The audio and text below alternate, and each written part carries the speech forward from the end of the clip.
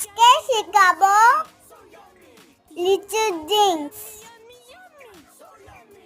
এর জন্য প্রথমে লিচু খোসা ছাড়িয়ে বীজ বার করে নেব।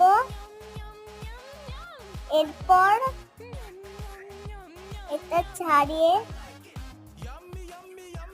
লিচু দিলাম, চিনি দিলাম, লেবুর রস দিলাম,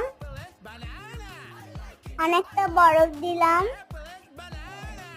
একটু বিট দিলাম।